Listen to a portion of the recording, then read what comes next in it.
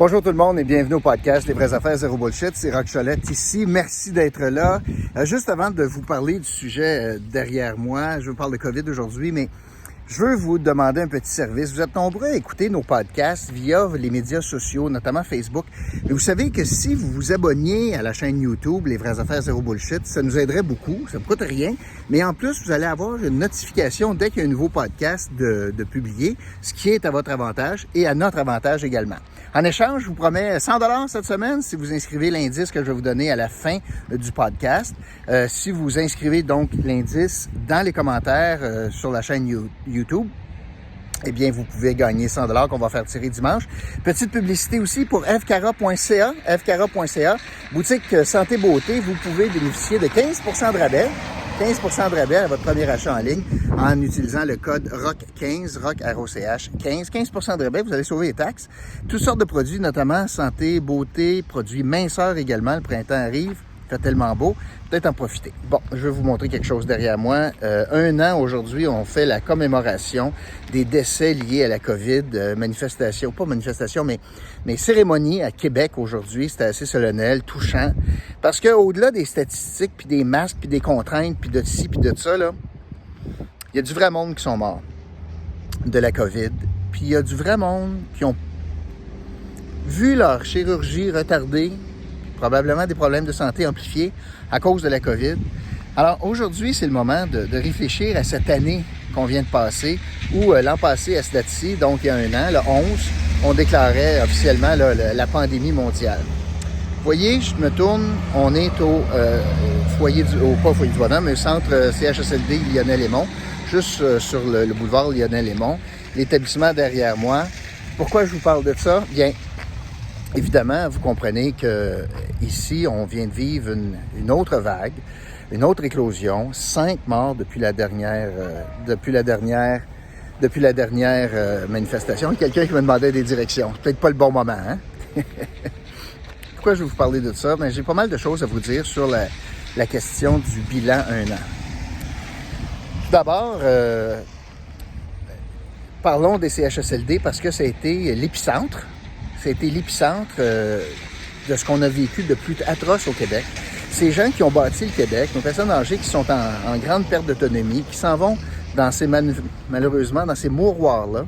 Et l'État québécois, avec toutes les ressources qu'on a, on n'a pas été capable de les sauver et de les protéger. Dans le fond, on a plus de décès, on a plus que la moitié des décès de l'ensemble du Canada.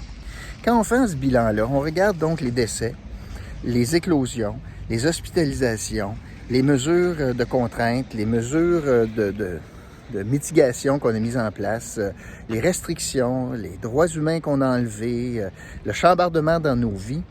Depuis 1 an, le Québec a fait son mieux, mais manifestement, on a des questions à se poser.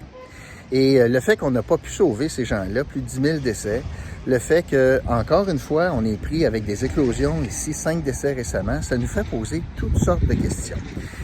Sur la question du bilan maintenant, c'est pas vrai que la semaine de relâche de l'année passée peut expliquer tous nos problèmes. C'est pas vrai, ça.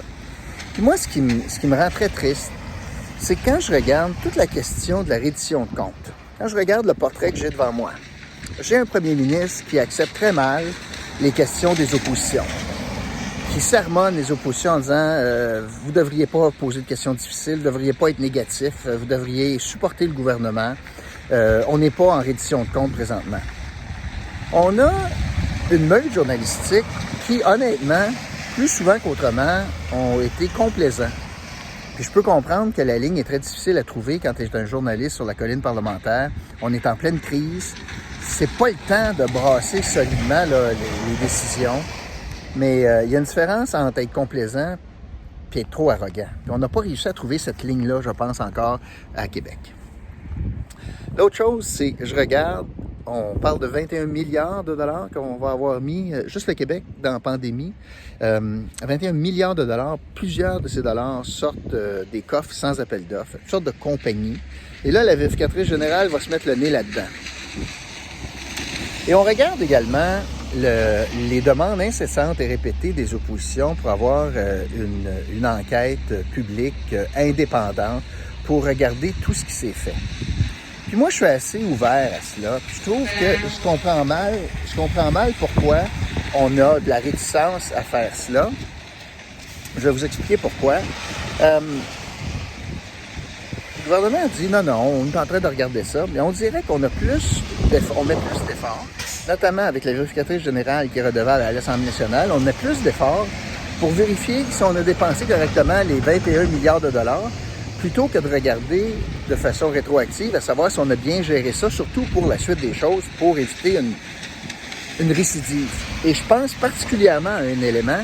Est-ce qu'on a la bonne structure au Québec avec le Dr Arruda, qui est un employé du ministère de la Santé, qui est un sous-ministre, dans le titre, sous-ministre associé? Est-ce qu'il a l'indépendance nécessaire pour faire sa job? Au final, là, parmi les grandes recommandations qui pourraient sortir d'une évaluation, d'une enquête, c'est très certainement, est-ce qu'on avait une proximité beaucoup trop grande entre le Dr Arruda puis le gouvernement Legault?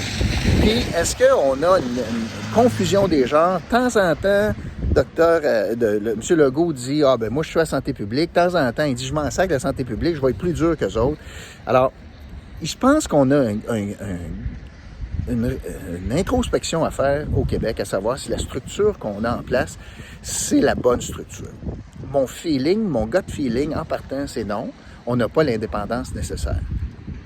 Donc, on ne peut pas dire qu'on a des chiffres absolument éloquents, qu'on a un bilan éloquent. Il y a des sacrifices humains importants qu'on a demandé aux Québécois.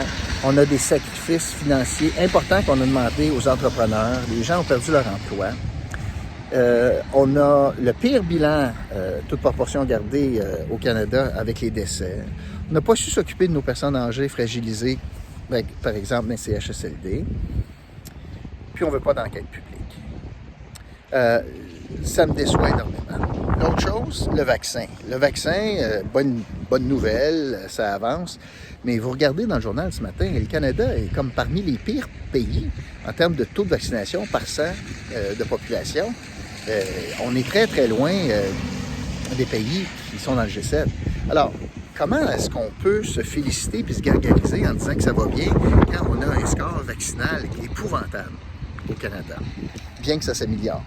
Alors, je vous parle de cela. L'autre chose, en termes de bilan, je ne sais pas si vous voyez le foyer centre CHSLD Louisiane Lémont.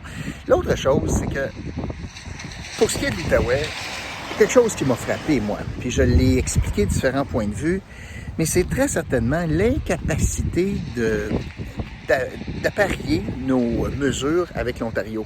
L'incapacité d'avoir un genre de cohésion régionale pour que ça soit plus simple à comprendre, puis pour ne pas pénaliser une clientèle parmi d'autres. De temps en temps, l'Ontario était plus sévère que le Québec, de temps en temps, c'était à l'inverse.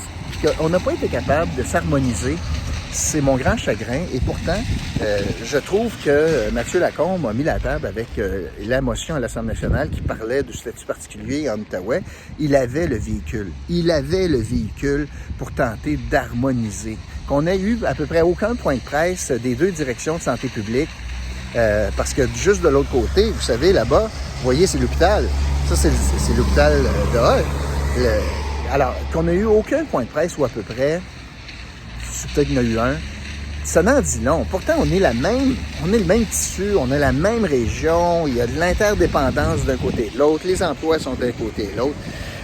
Alors, ça, c'est un autre grand drame de cette première année ou cette année pandémique. Je voulais aussi vous parler d'un autre élément qui m'a fait énormément sursauter, pour ne pas dire fâché. Et là, vous allez voir, là, je vais faire des liens. J'ai écouté Marguerite Blais hier. Moi, je pense qu'elle est bien intentionnée, Marguerite Blais, mais je pense que le matin, là, première préoccupation de Marguerite Blais, c'est Marguerite Blais. Là. C'est pas les gens qu'elle représente. Elle voulait un ministère horizontal. Quand on dit ça, c'est le ministre des Aînés. Ça, c'est horizontal. Elle n'a pas un ministère santé, éducation. C'est pas comme ça. C'est un ministère horizontal au même titre que le Conseil du Trésor. Et elle utilise ce paravent-là pour montrer son incapacité ou pour expliquer son incapacité d'agir ou est-ce qu'elle est à la merci des autres ministres. trouve pas ça très concluant ou très responsable. Je trouve qu'elle passe la POC pas mal. Peut-être que les Canadiens la prendraient à l'aile gauche, moi vous dire. Mais ce dont je veux vous parler de Marguerite Blais, c'est que hier, elle m'a fait vraiment fâcher. Hier, à la période de questions, il y a eu des questions sur CHSLD, Lionel-Lémont, puis les décès, puis comment c'est pas facile. Une autre éclosion, malgré un taux vaccinal de 96% des patients, il y a quelque chose qui n'a pas marché. Il y a quelque chose qui ne fonctionne pas. Parmi les choses qu'il faut regarder, c'est le taux de vaccination des employés.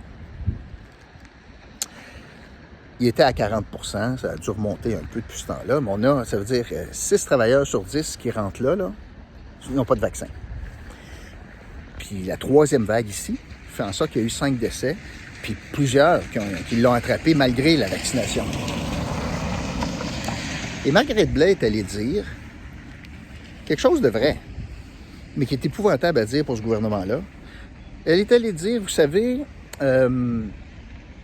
on ne peut pas forcer les employés à se faire vacciner parce qu'il y a une charte des droits et libertés, puis la charte permet aux gens de choisir s'ils décident ou non de se faire vacciner même s'ils sont dans le réseau de la santé. C'est vrai. Mais provenant d'un gouvernement qui a charcuté cette charte-là pour interdire le port de signes religieux, je trouvais ça hypocrite en crise. Je vais m'expliquer. Alors, le gouvernement, pour la loi 21, qui a dit moi, je vais interdire le port de signes religieux pour les gens en autorité, notamment, savait que la charte ne permettait pas ça.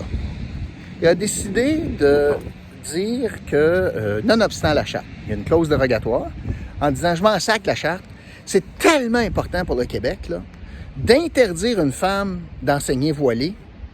C'est tellement important, là, d'interdire à ce prof-là de se promener avec une croix dans le cou, que je vais amputer des droits qui sont protégés dans la charte. Puis le gouvernement était prêt à aller au bâton avec ça en disant, moi je suis prêt à vivre avec ça, d'enlever des droits protégés dans une charte des droits, je suis prêt pour empêcher une femme d'enseigner à des élèves avec une croix dans le cou ou le visage voilé. Et Marguerite Blais hier nous dit, moi, pour protéger la vie du monde, je suis pas capable d'oublier la charte puis forcer le monde à se faire vacciner. Je ne veux pas faire ça.